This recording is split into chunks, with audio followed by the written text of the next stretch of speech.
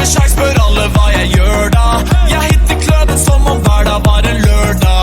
Så mange damer her og drikker stopp på meg, så jeg lener meg til. Assalamualaikum warahmatullahi wabarakatuh.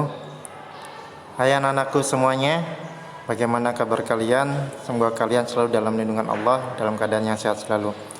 Pada pertemuan kali ini kita akan membahas tentang objek IPA dan pengamatannya, submateri tentang konsep pengukuran. Tujuan pembelajaran kali ini yaitu setelah kalian belajar, kalian bisa menjelaskan tentang konsep pengukuran. Di pertemuan sebelumnya sudah kita bahas bahwa dalam pengamatan selain menggunakan panca indera, kita butuh alat ukur yang sesuai atau yang tepat. Nah, tahapan dalam kegiatan mengukur suatu besaran dari benda atau objek dengan menggunakan alat ukur yang sesuai atau yang tepat, ini yang dinamakan dengan pengukuran. Jadi yang diukur dalam pengukuran ini adalah suatu besaran dari objek tersebut. Misalnya meja. Besaran apa saja yang bisa diukur dari meja itu? Ya, panjangnya, mungkin tingginya, ya, kemudian lebarnya. Nah, itu contoh besaran dari sebuah objek. Jadi pengukuran itu sangat penting sekali, tidak lepas ya dari namanya bagian dari pengamatan. Nah, mengukur, apa sih yang dimaksud dengan mengukur itu?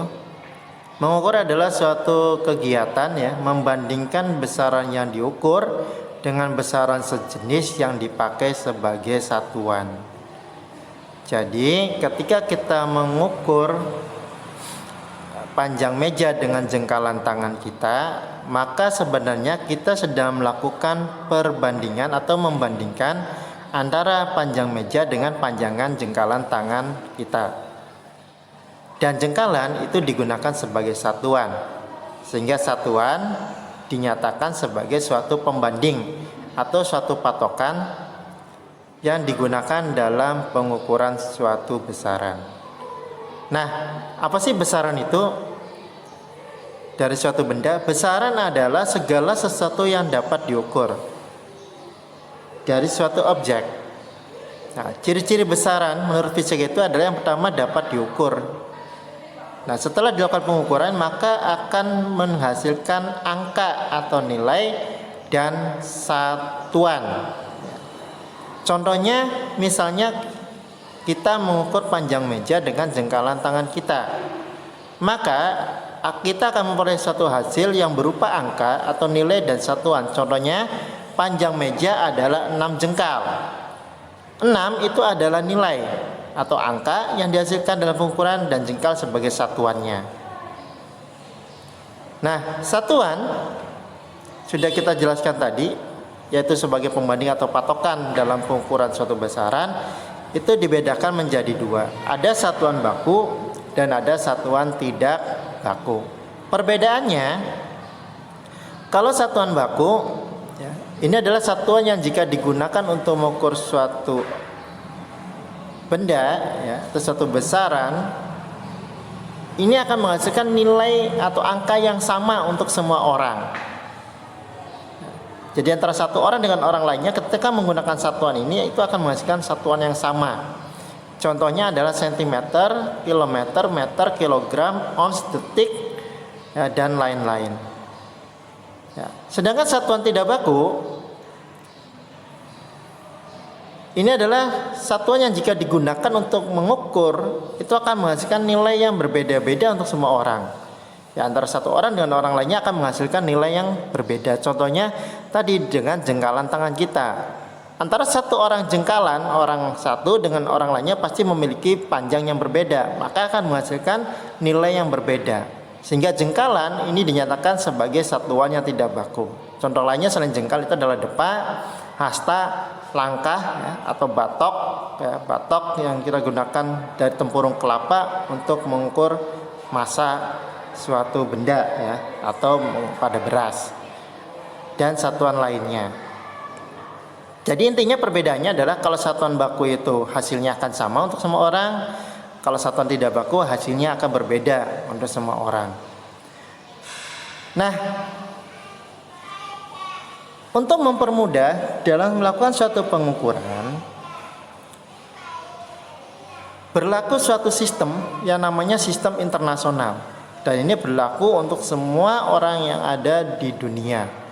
Kenapa dibentuk suatu sistem satu internasional? Karena ketika suatu orang atau suatu negara memiliki satuan masing-masing, maka akan menyebabkan kesulitan dalam menyampaikan hasil suatu pengukuran, karena akan menghasilkan hasil yang berbeda-beda. Maka dibuatlah suatu sistem internasional agar memperoleh suatu hasil kesepakatan yang sama dalam suatu pengukuran.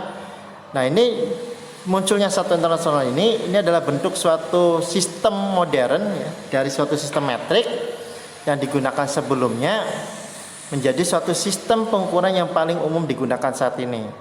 Nah, satu sistem internasional ini mudah digunakan karena disusun berdasarkan kelipatan 10 ya. Dan penggunaan awalan di depan suatu satuan dalam satuan sistem internasional ini menunjukkan bilangan 10 berpangkat yang dipilih. Nah, contohnya misalnya awalan kilo. Nah, berarti kilo itu nilainya adalah 1000. Ya. Jadi untuk pengonversiannya setiap satuan yang di awalnya itu adalah kilo itu berarti bernilai 1000 atau 10 pangkat 3. Dan kita bisa lihat di tabel berikut ya.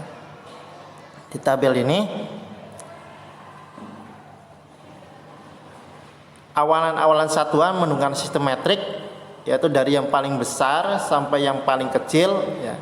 Itu di atas ada tera ya, ada giga, mega, kilo, hekto, deka, desi, senti, mili, mikro, dan nano.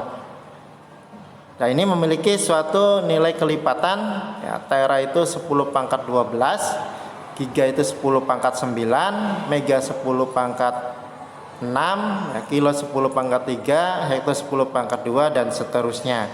Nah, nilai ini sebagai suatu penyetaraan atau konversi. Contohnya 5 M watt. M watt itu adalah megawatt. Dan mega itu bernilai berapa? Oh, ternyata 10 pangkat 6. Berarti 5 dikali 10 pangkat 6. 10 pangkat 6 itu berapa? Sejuta. Berarti 5 dikali sejuta. Berarti 5 juta watt. 1 kilometer. Nah, kilo itu berapa? 1000 ya. Berarti 10 pangkat 3 meter atau 1000 meter. Nah, kemudian ada contoh 1 cm ya. Nah, sentimeter ke meter, coba lihat sentimeter.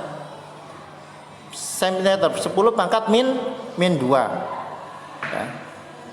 Atau 1 per 10 pangkat 2 atau 1/100. Nah, seperti itu cara penggunaan awalan satuan. Nah, itu penjelasan tentang pengukuran.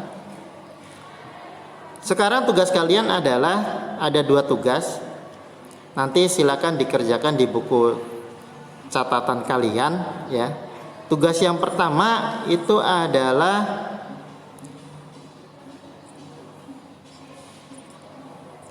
kalian isi buat tabel. Ada 2 benda yang diamati. Yang pertama itu adalah pohon jeruk, yang kedua adalah sapi. Nah, nanti di sini kamu masukkan benda yang diamati itu adalah pohon jeruk 1, yang 2-nya sapi. Nah, kemudian kamu lihat di kolom berikutnya, besaran apa saja yang dapat diukur dari misalnya pohon jeruk ya, dan besaran apa saja tidak dapat diukur pada kolom berikutnya. Contohnya Bapak contohkan misalnya pohon jeruk, besaran dapat diukur tinggi pohon. Nah, besaran tidak dapat diukur hijau daun. Nah, hijau daunnya. Ya. Nah, seperti itu. Kemudian tugas yang kedua. Ya, tugas yang kedua bisa kita perbesar ya. Nanti kamu baca silakan. Nah, tugas yang kedua ini yaitu kalian melakukan pengukuran ya dengan menggunakan jengkalan tangan, jengkal ya, dan menggunakan penggaris. Silakan bersama-sama dengan teman kalian sepondok. Kalau yang di rumah bisa dengan adik atau saudara atau dengan orang tua. Silakan ukur panjang sebuah benda yang mudah didapatkan di rumah atau di pondok kalian, ya. Kemudian dibuat tabel, ya, tabel hasil pengukurannya seperti ini, ya. Kemudian kamu isi, terus kamu simpulkan, ya, dilihat, ya, bagaimana hasil pengukuran dengan telapak tangan 3 orang tersebut atau jengkalan, ya. Bagaimana pengukuran dengan penggaris, ya, yang satunya sentimeter 3 orang tersebut. Kemudian kamu buat kesimpulannya, apakah hasilnya bagaimana, ya, dengan jengkalan tangan dan hasilnya bagaimana dengan penggaris. Oke, anak-anakku semuanya, mungkin itu saja, ya, materi hari ini. Jika ada pertanyaan, silakan kamu bisa tanya langsung ke WA pribadi Bapak, ya, kita diskusi di sana. Nah, Bapak cukupkan, ya. Nanti kita insya Allah ketemu lagi minggu depan. Bapak akhiri, jazakumullah khairan, wa barakallahu fikum. Wassalamualaikum warahmatullahi wabarakatuh.